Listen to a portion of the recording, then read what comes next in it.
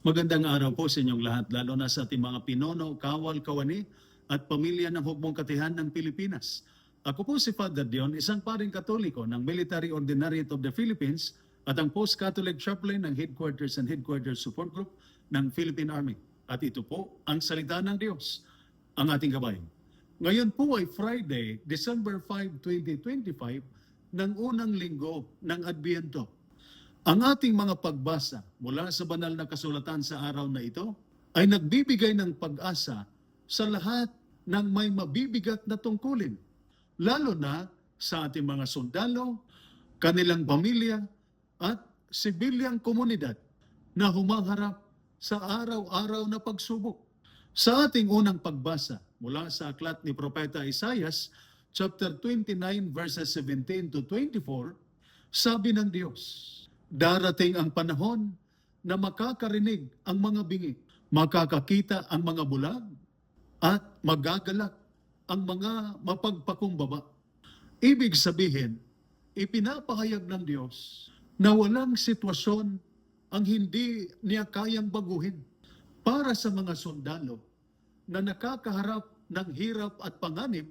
Sinasabi ng Diyos, muli kong pabubulakin ang disyerto. Bubuksan ko ang mga sarado. Ayusin ko ang wasak. Para sa ating lahat, ang pangako ng Diyos ay hindi lang pandulo. Nangyayari na ito kahit sa mga tahimik na sandali. Ang ating responsorial psalm mula sa aklat ng mga awit, chapter 27, sabi ng awit, ang Panginoon ang aking liwanag at kaligtasan. Sino ang aking katatakutan? Totoo ang takot. Takot sa panganib, sa pagkawala, sa kabiguan, sa bukas. Ngunit ang katatagan ay lumalago kapag pinapapasok natin ang liwanag ng Diyos sa ating dilim. Para sa sundalo, ang liwanag ng Diyos ang gabay mo. Para sa pamilya, ang liwanag ng Diyos ay ang pag-asa mo. Para sa ating lahat, ito ang nagbibigay linaw sa kaguluhan. Ang resilience ay hindi kawalan ng takot, kundi ang tapang na magtiwala na kasama natin ang Diyos.